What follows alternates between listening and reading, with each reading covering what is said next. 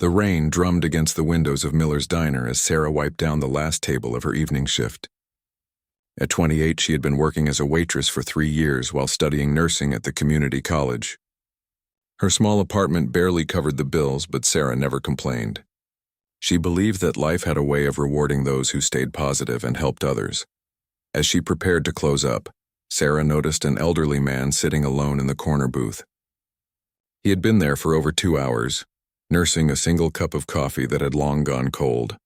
The man appeared to be in his 70s, wearing a simple gray sweater and worn jeans. His weathered hands trembled slightly as he held the cup, and his eyes held a deep sadness that made Sarah's heart ache. The other customers had left, and her manager had already gone home, leaving Sarah to lock up. She could have simply asked the man to leave, but something about his loneliness reminded her of her own grandfather who had passed away the previous year. Her grandfather used to say that sometimes people just need someone to see them, to acknowledge that they matter. Sarah approached the man's table with a warm smile. "Sir, I'm sorry to bother you, but we're about to close. Is there anything I can get for you before we do?" she asked gently. The man looked up, surprised that someone was speaking to him with such kindness. His name was Harold, though Sarah didn't know it yet. Harold had been coming to this diner for months, ever since his wife of 45 years had passed away. The house felt too empty, too quiet, and the diner provided him with the sounds of life that he desperately missed. "Oh, I'm so sorry," Harold said, starting to stand up. "I didn't realize how late it was. I'll get out of your way."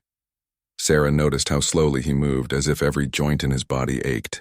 She also saw that he had barely touched the sandwich he had ordered hours ago. "Please don't rush on my account," she said. "You haven't finished your dinner. Would you like me to heat it up for you?" Harold was taken aback by her kindness.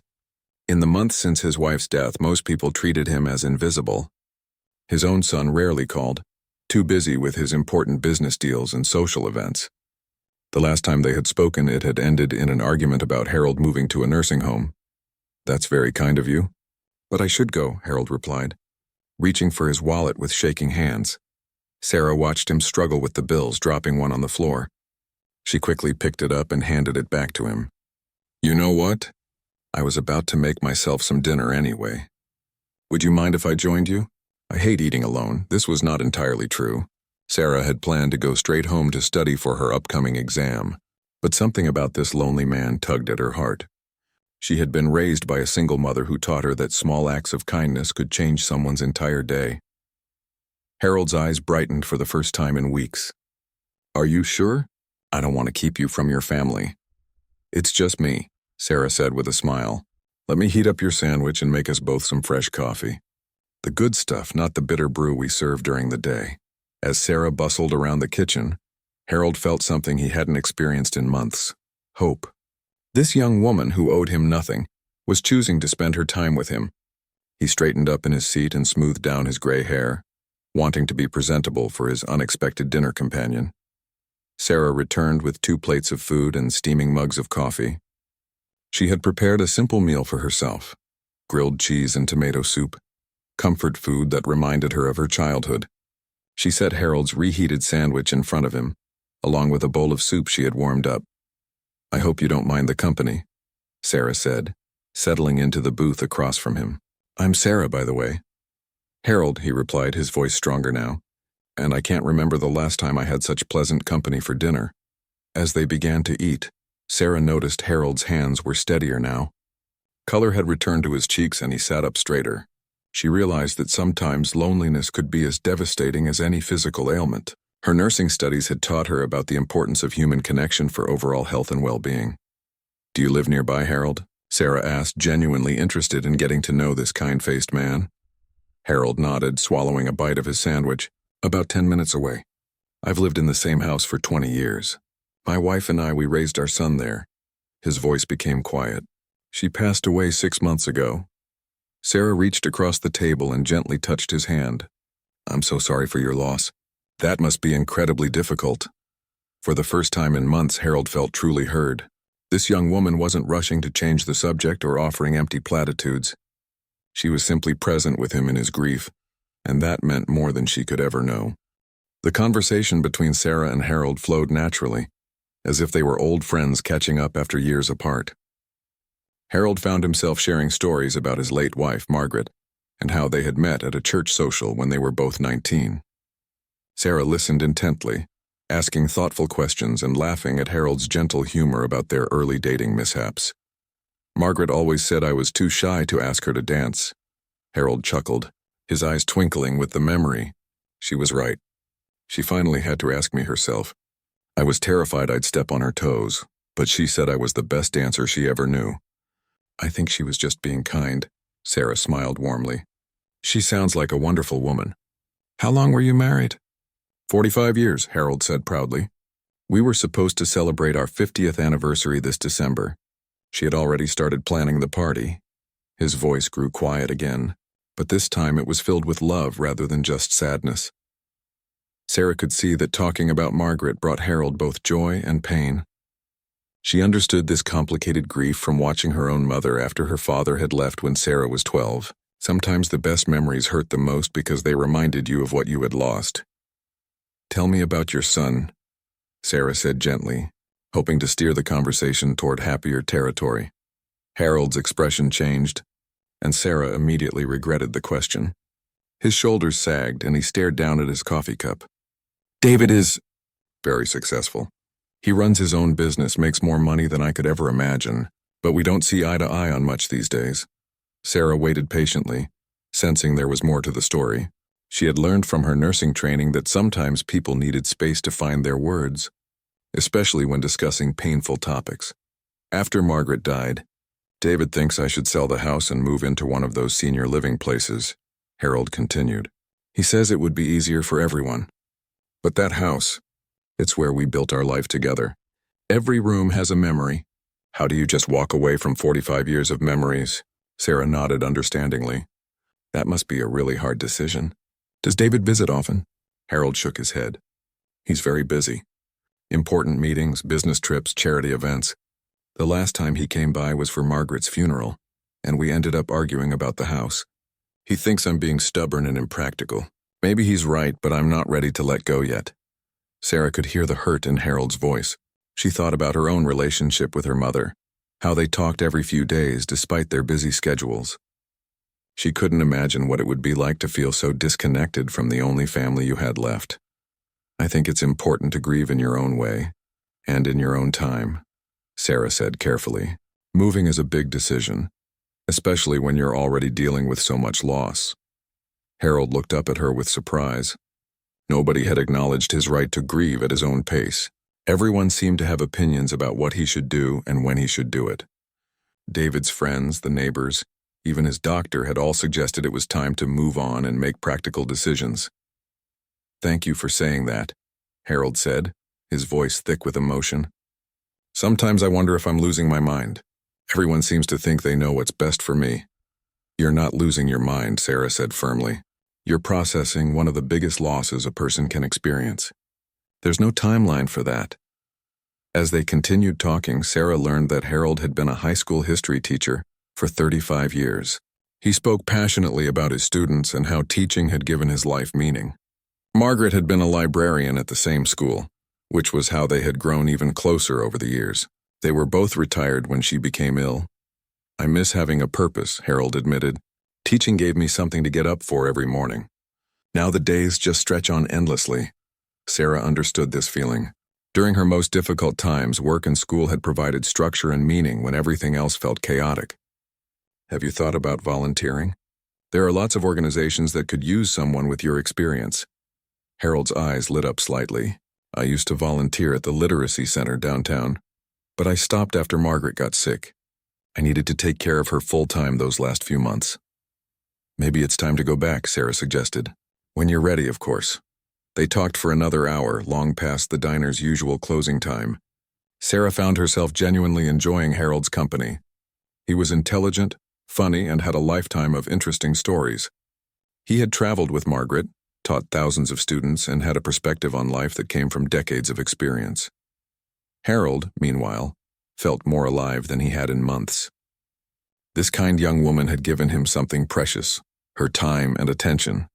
She had listened to him without judgment and made him feel valued as a person, not just as someone to be managed or moved along. When they finally prepared to leave, Harold insisted on helping Sarah clean up and turn off the lights. As they stood outside the diner in the cool night air, both felt reluctant to end the evening. "Sarah," Harold said, "I can't thank you enough for tonight. I haven't felt this human in a very long time." Sarah smiled and impulsively gave him a gentle hug. "It was my pleasure, Harold. I really enjoyed getting to know you." 3 days later, Sarah was surprised to see Harold walk through the diner's front door during her afternoon shift. He looked different somehow. His clothes were pressed, his hair was neatly combed, and there was a spring in his step that hadn't been there before. He chose the same corner booth where they had shared dinner, and Sarah felt a warm flutter of happiness. "Well, look who decided to brighten my day," Sarah said with a genuine smile as she approached his table. "How are you doing, Harold?" Harold beamed up at her. "Much better, thanks to you. I took your advice and called the Literacy Center yesterday. They were thrilled to hear from me. Apparently they've been short-staffed for months." Sarah felt a surge of pride. "That's wonderful. When do you start?" "Next Monday," Harold replied, his excitement evident. "I'll be working with adults who are learning to read. Some are new immigrants, others just never had the opportunity when they were younger. I forgot how good it feels to have something meaningful to do." Sarah poured him a fresh cup of coffee without being asked. Over the past few days, she had found herself thinking about Harold more than she expected. She wondered how he was doing, whether he was eating properly, if he was still feeling as lonely as he had that rainy night. "I'm so proud of you," she said, and she meant it. "It takes courage to put yourself back out there after everything you've been through." Harold's eyes misted slightly. "I don't think I would have had the courage without our conversation the other night. You reminded me that I still have something to offer." As Sarah took his order, the same sandwich from before, but this time he seemed genuinely hungry, she noticed other changes in Harold. He sat up straighter, made eye contact when he spoke, and even nodded politely to other customers. The man who had seemed invisible to the world was slowly coming back to life. During her break, Sarah sat with Harold again. This time their conversation was lighter, filled with Harold's memories of funny classroom incidents and Sarah's stories about her nursing school adventures. Harold was particularly interested in her studies, asking thoughtful questions about her career goals. "Why nursing?" Harold asked, stirring sugar into his coffee. Sarah thought for a moment. "I guess I've always been drawn to helping people during their most vulnerable moments. When my grandfather was sick, the nurses who cared for him made such a difference, not just medically but emotionally. They saw him as a person, not just a patient." Harold nodded knowingly. "You have that gift, Sarah. You see people. Really see them." This became their routine.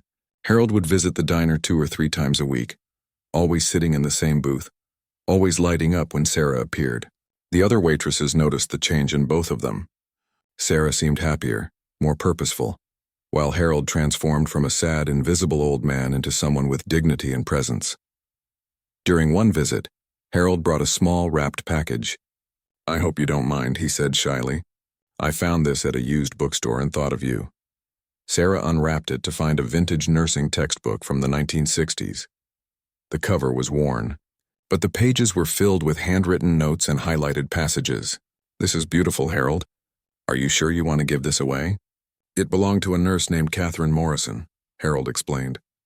"The bookstore owner said she donated her entire collection before moving to Florida. I thought you might appreciate seeing how dedicated she was to learning. Look at all those notes she made." Sarah flipped through the pages, touched by the unknown nurse's careful annotations and obvious passion for her profession. "This is incredibly thoughtful. Thank you so much. Margaret always said the best gifts show that you really know someone," Harold said with a soft smile. "I may not have known you long, Sarah, but I can tell you're going to be an exceptional nurse." Their friendship deepened with each visit. Sarah learned that Harold had been raised during the Great Depression, which had instilled in him a deep appreciation for simple pleasures and genuine human connections. He had served briefly in the Korean War, come home to marry Margaret, and dedicated his life to education and family. Harold, in turn, discovered that Sarah's kindness wasn't just natural. It was intentional. She had been raised by a mother who cleaned houses to put herself through school, eventually becoming a teacher herself. Sarah had learned early that dignity and respect weren't dependent on wealth or status, but on how you treated others. "My mom always said that everyone has a story worth knowing," Sarah told Harold one afternoon. She taught me that the person cleaning the floors might be working on a PhD, or the man sitting alone in a diner might have touched thousands of lives as a teacher. Harold felt a lump in his throat. Your mother raised a remarkable daughter. One day Harold arrived at the diner looking troubled. Sarah immediately noticed the change in his demeanor. Instead of his usual warm greeting, he seemed distracted and upset. What's wrong? Sarah asked, sliding into the booth across from him. Harold sighed deeply. David called last night. He's found a buyer for the house. Says we need to move quickly because the market is good right now. He's already scheduled someone to come look at Margaret's things this weekend. Sarah could see the panic in Harold's eyes. What did you tell him? I tried to explain that I'm not ready, that I'm doing better now with the volunteering and everything. But he just kept talking about practicality and financial sense. He doesn't understand that some things are more important than money. Sarah reached across the table and squeezed Harold's hand. You don't have to make any decisions you're not ready for. It's your house, your life. But what if he's right? What if I'm just being a stubborn old man who can't face reality? Harold, Sarah said firmly, you've been taking care of yourself for 73 years. You started volunteering again. You're eating better. You're connecting with people. That doesn't sound like someone who can't face reality. That sounds like someone who's healing in their own way. Harold felt his shoulders relax. Once again, this remarkable young woman was offering him something no one else seemed capable of giving. Respect for his own judgment and timeline. On a busy Saturday morning, Sarah was rushing between tables when she noticed a man in an expensive suit standing near the entrance, looking around with obvious displeasure. He appeared to be in his late 40s, with perfectly styled hair and a watch that probably cost more than Sarah made in 6 months. Everything about him screamed wealth and importance, from his Italian leather shoes to his impatient expression. The man approached the counter where Sarah was preparing coffee. Excuse me, he said in a clipped tone. I'm looking for someone. An elderly man, about 73, gray hair. I was told he comes here regularly. Sarah's protective instincts immediately kicked in. She had learned to be cautious about people asking for information about customers, especially vulnerable ones like Harold. I'm sorry, but I can't give out information about our customers. Is there something else I can help you with? The man's jaw tightened. Look, I'm his son. His name is Harold Whitmore. I know he's been coming here because he mentioned this place and I need to speak with him. Sarah's heart sank. This had to be David, the successful businessman who wanted Harold to sell his house and move to a nursing home. Based on Harold's stories, she had imagined someone cold and uncaring, but seeing him in person made her feel a mix of anger and sadness. This was Harold's only child, yet he seemed more like a stranger conducting business than a son concerned about his father. He's not here right now, Sarah said truthfully. Harold typically came in during weekday afternoons, not weekend mornings. When does he usually come in? David demanded. Sarah hesitated. She didn't want to betray Harold's trust, but she also realized that avoiding this conversation wasn't going to help anyone. Why don't you have a seat? I'll get you some coffee and we can talk. David looked around the modest diner with barely concealed distaste. The vinyl booths were patched in places, the floor tiles were worn, and the whole place had the comfortable, lived-in feeling of a neighborhood establishment that had seen better days. It was exactly the kind of place his father would choose, David thought with frustration. I don't have much time, David said, but he reluctantly slid into a booth near the window.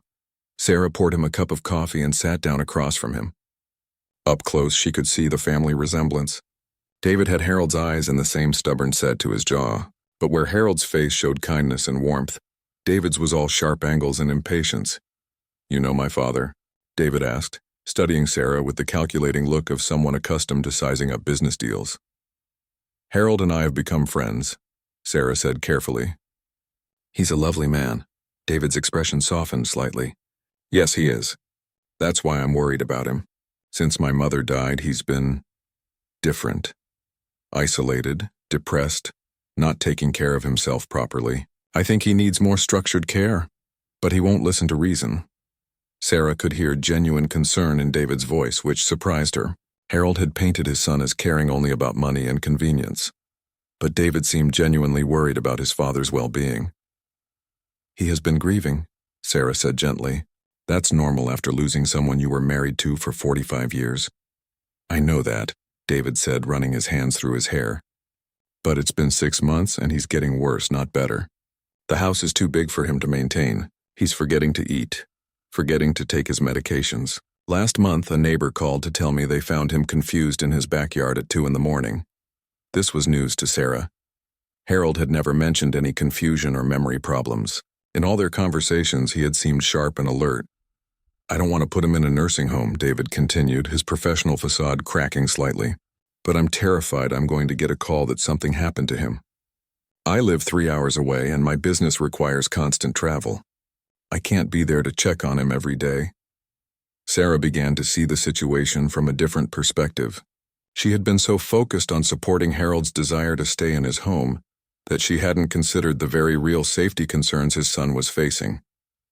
He seems to be doing better lately, Sarah offered. He started volunteering again and he comes here regularly. He's been more social, more engaged. David looked surprised. Volunteering? He hasn't mentioned that. At the literacy center downtown. He's working with adults who are learning to read. He seems excited about it. For the first time since entering the diner, David smiled. He always loved teaching. I remember him staying up late grading papers and preparing lessons. He made such a difference in so many kids' lives. Sarah could see the love David had for his father beneath all the worry and frustration. He talks about you, you know. He's proud of your success. David's smile faded. He has a funny way of showing it. Every conversation we have ends in an argument about the house or his living situation.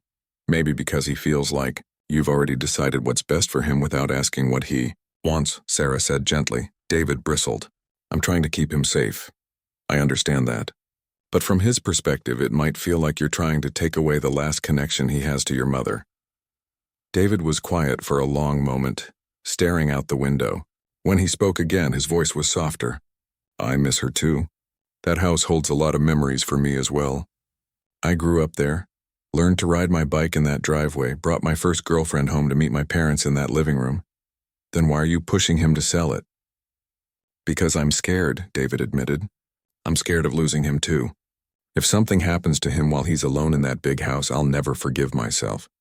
At least in a senior community, there would be people around, medical care nearby, activities to keep him engaged. Sarah realized that both father and son were acting out of love and fear, but they weren't communicating effectively. Harold felt like his autonomy was being taken away, while David felt like he was carrying the weight of his father's safety alone. Has Harold ever told you about our dinners here? Sarah asked. David shook his head. He was in pretty rough shape when I first met him. Lonely, barely eating, seemed to have given up on life. But over these past few weeks, I've watched him come back to himself. He's taking better care of his appearance, eating regularly, engaging with the world again. The volunteering was his idea. David listened intently as Sarah described the Harold she had come to know. Not the broken, confused man David was worried about, but someone who was actively working through his grief and rebuilding his life. I had no idea, David said quietly. When I talked to him on the phone, he seemed so distant, so sad. Maybe that's because you're both focused on the problems instead of the progress, Sarah suggested. What if instead of talking about what he can't do anymore, you acknowledged what he is doing? David sat in silence for several minutes, processing everything Sarah had told him. She could see him struggling with the gap between his perception of his father's condition and the reality she was describing. Finally, he pulled out his phone and showed her a photo. This is what I'm dealing with, David said, his voice heavy with emotion. Sarah looked at the photo and felt her heart break. It showed Harold's kitchen, but it was nothing like the neat, organized man she knew. Dirty dishes were piled in the sink, expired food sat on the counters, and papers were scattered everywhere. The Harold in this photo looked confused and overwhelmed. When was this taken? Sarah asked gently. About a month ago. I drove down after the neighbor called about finding him outside in the middle of the night. The whole house looked like this. He couldn't remember the last time he'd eaten a proper meal, and he had missed 3 doctor's appointments. Sarah felt a chill of understanding. Harold had been much worse off than he had let on during their early conversations. She realized that their friendship might have been a turning point for him. But David had no way of knowing about the changes that had occurred since then. David, she said carefully, when was the last time you actually visited with your father? Not to check on the house or discuss practical matters, but Just to spend time with him? David's face flushed. It's complicated. My business requires a lot of travel. And when I do get down here, we always end up fighting about the house. It's easier to handle things over the phone. Easier for who? The question hung in the air between them. David looked out the window again, and Sarah could see him wrestling with uncomfortable truths. Before David could respond, the diner's bell chimed, and Harold walked in. He stopped short when he saw his son sitting in his usual booth, and for a moment Sarah thought he might turn around and leave. But then his shoulders straightened, and he walked over to join them. "David," Harold said quietly, sliding into the booth next to Sarah. "I didn't expect to see you here." "Dad," David replied, his voice strained. "I was just talking to your friend Sarah here." Harold glanced at Sarah, who gave him an encouraging smile. "She's been a bright spot in my days lately," Harold said, his voice growing stronger. "Sarah helped me remember that I still have something to contribute to the world." David studied his father's face, perhaps really looking at him for the first time in months. Harold's color was good, his eyes were clear, and he carried himself with a dignity that had been absent during David's last few visits. "Sarah tells me you're volunteering again," David said, his tone softer than it had been earlier. Harold nodded, a small smile playing at his lips. 3 days a week at the Literacy Center. I'm working with a woman named Rosa who came here from El Salvador. She's learning to read so she can help her children with their homework. And there's a young man, Marcus, who dropped out of school at 16 but wants to get his GED now. It's incredibly rewarding work. David felt a familiar pang of pride in his father, the same feeling he used to get as a child when his dad would tell stories about helping struggling students. "That's wonderful." "Dad," David said, and he meant it. Harold looked surprised by the genuine warmth in his son's voice. They had been talking past each other for so long that he had forgotten what it felt like to have a real conversation with David. Sarah sensed that father and son needed some privacy. "I should get back to work," she said, starting to slide out of the booth. "Actually," Harold said, placing a gentle hand on her arm, "I'd like you to stay, if you don't mind. You've become important to both of us, it seems." Sarah looked at David, who nodded his agreement. "Dad," David said, leaning forward, "I owe you an apology. I've been so focused on what I thought you needed that I haven't paid attention to what you were actually telling me." Sarah helped me see that. Harold's eyes widened with surprise. His successful, confident son was apologizing to him. "I've been scared," David continued. "Scared of losing you like we lost Mom. When I saw you struggling after the funeral, when the neighbor called about that night, you were confused. I went into crisis management mode instead of just being your son." Harold reached across the table and took David's hand. "I was struggling, son, more than I wanted to admit. That night, Mrs. Patterson found me outside. I had been having such vivid dreams about your mother that I woke up thinking she was in the garden. For a few minutes, I was completely lost." Sarah felt tears welling up in her eyes as she watched these two men finally being honest with each other. "But something changed a few weeks ago," Harold continued, glancing at Sarah. "I remembered that I'm still here for a reason. I still have something to offer. The house doesn't feel like a burden anymore, it feels like home again." David squeezed his father's hand. "I can see the change, Dad. You look better than you have in months. I just wish I had known." "How could you know? I was barely surviving and I was too proud to tell you how bad things had gotten. I didn't want to be a burden to you." "Dad, you could never be a burden to me. You're my father. I love you." Harold's voice was thick with emotion when he replied, "I love you too, son. I know you were trying to help. I just wasn't ready to hear it." Sarah watched this reunion with a full heart, understanding that she had been witness to something precious, the mending of a relationship that had been strained by grief and fear. "So what happens now?" David asked. Harold thought for a moment. "I'd like to stay in the house for now. I know there are practical concerns, and I promise I'll be more honest about when I need help. But I'm not ready to let go of that life yet." David nodded slowly. "What if we made some modifications to make it safer? Medical alert system, maybe someone to help with the heavy cleaning and maintenance, and I promise to visit more often, really visit, not just drop by to check on things." "I'd like that," Harold said with a smile. "And I'd like you to meet the people I work with at the Literacy Center. I think you'd be impressed by their determination to better their lives." As Sarah watched Harold and David reconnect, she had no idea that she was about to learn something that would change her understanding of this family completely. David was indeed successful, but in ways that even Harold didn't fully comprehend. David Whitmore wasn't just a businessman. He was the founder and CEO of Whitmore Industries, a technology company that had revolutionized online education platforms. His work had made learning accessible to millions of people worldwide, carrying on his father's legacy of education in ways Harold had never realized. The company was worth over $2 billion, making David one of the youngest billionaires in the country. But sitting in that modest diner, reconnecting with his father over coffee and conversation, David realized that all his success meant nothing compared to this moment of genuine connection with the man who had shaped his values and his love of learning. 2 weeks after the reunion at the diner, Sarah was surprised to receive a phone call at home from Harold. His voice sounded excited, almost giddy. "Sarah, dear, could you possibly meet David and me for lunch tomorrow? There's something we'd like to discuss with you."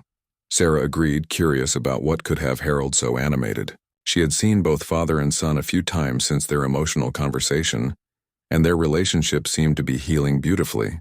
David had indeed started visiting more regularly, and Harold spoke often about their long talks and renewed closeness. The next day, Sarah arrived at the diner to find Harold and David sitting in the familiar corner booth, both wearing broad smiles. David looked different somehow, more relaxed, less formal than during their first meeting. He was wearing jeans and a simple sweater instead of his usual expensive suits. "Sarah," Harold called out, standing to give her a warm hug. "Thank you so much for coming." As she sat down, David extended his hand. "Sarah, I don't think I properly introduced myself last time.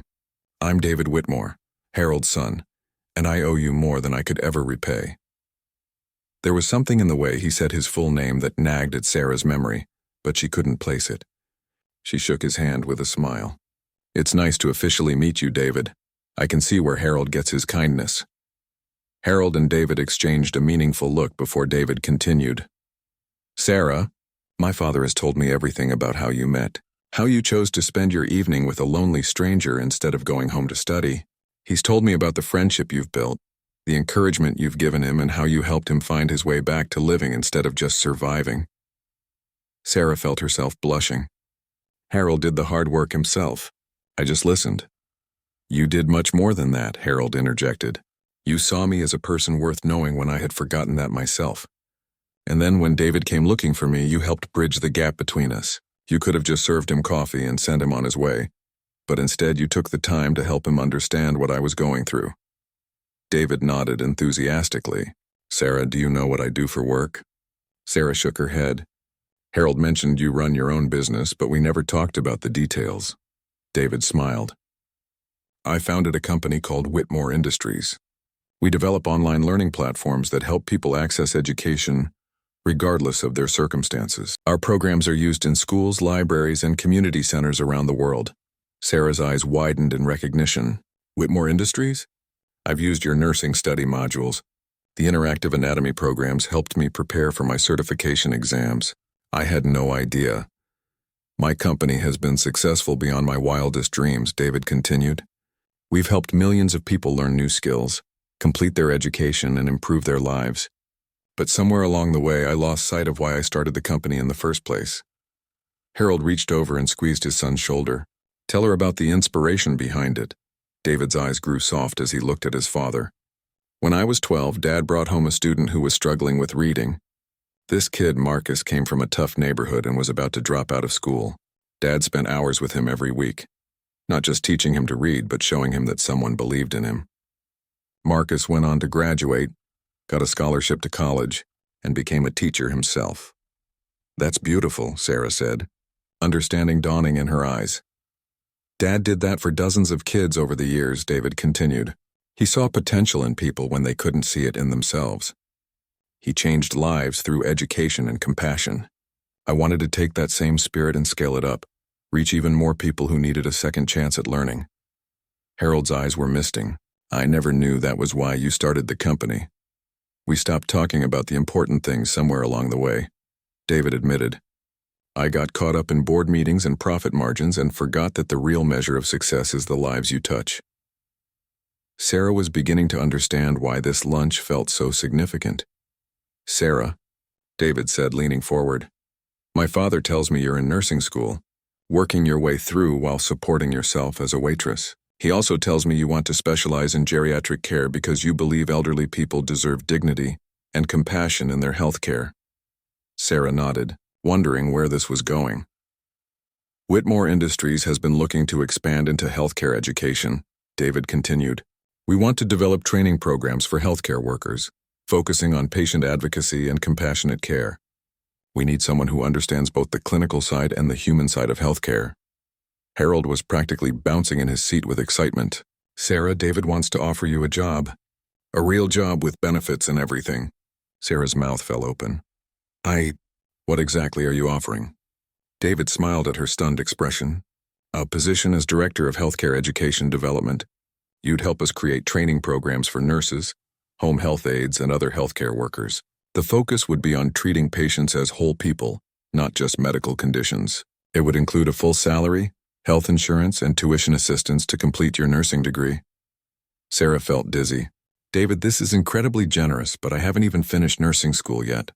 I don't have experience in corporate training or curriculum development." "You have something more valuable than experience," David said seriously. "You have the heart for this work. You proved that the night you chose to sit with my father instead of going home. You proved it again when you helped us reconnect. The technical skills can be taught, but genuine compassion can't be." Harold reached across the table and took Sarah's hand. "My dear, you gave me my life back. You gave me my son back. This isn't charity. It's recognition of the gift you have for seeing people and helping them find their way." Sarah looked between the two men, overwhelmed by the magnitude of what they were offering. "I need time to think about this. It's such a huge opportunity and I don't want to make a decision based on emotion."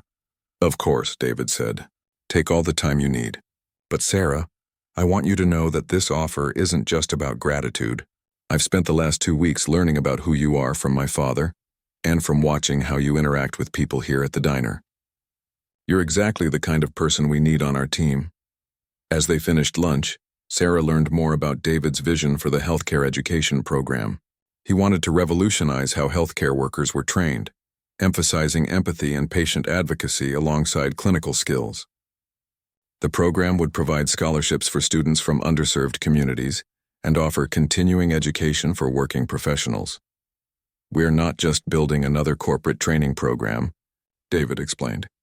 "We're trying to change the culture of healthcare, one caregiver at a time." After David left for a business meeting, Harold stayed behind to walk Sarah to her car. "I hope you'll consider it," Harold said. "Not just because of the opportunity, but because I think it would make you happy. You have such a gift for helping people, Sarah. This job would let you do that on a much larger scale." Sarah hugged Harold tightly. "You've already given me so much, Harold. Your friendship, watching you come back to life, seeing you and David reconnect, those experiences have changed me too." "That's what real relationships do," Harold said with a smile. "They change everyone involved." That evening, Sarah sat in her small apartment staring at David's business card. She looked around at her modest surroundings. The second-hand furniture, the textbooks stacked everywhere, the bills on her kitchen counter. The job David was offering would solve her financial struggles and give her opportunities she had never dreamed possible. But more than that, it would allow her to take the compassion and connection she had discovered with Harold and share it with healthcare workers across the country. She could help train nurses to see their patients as whole people with stories and dignity, just as she had learned to see Harold. Sarah thought about that rainy night when she had made the simple choice to sit with a lonely man instead of rushing home. She had no idea that act of kindness would lead to this moment, this incredible opportunity to make a difference in the world. Sometimes, she realized, the most important decisions aren't the big, dramatic ones. Sometimes they're the quiet choices to show up, to listen, to care. And sometimes those small acts of kindness create ripples that change everything. The next morning, Sarah called David and accepted the position. 3 months later, she walked across the stage at nursing school graduation, not just with her degree, but with a new career that would let her teach thousands of healthcare workers about the power of seeing their patients as people first. Harold was in the audience, beaming with pride. Beside him sat David, who had flown in from a business trip specifically to watch Sarah graduate. In the months since their reunion, father and son had grown closer than ever, bonding over their shared commitment to education and helping others. As Sarah looked out at the crowd, she spotted Harold's proud smile and felt her heart swell with gratitude. She had walked into Miller's diner that rainy night thinking she was just helping a lonely old man. She had discovered instead that kindness is never wasted, that every person has a story worth knowing, and that sometimes the greatest gifts come from the simplest acts of human connection. The lonely diner had become the birthplace of an unlikely family, bound not by blood but by the understanding that we are all responsible for taking care of each other. And from that understanding they had built something beautiful that would touch countless lives for years to come.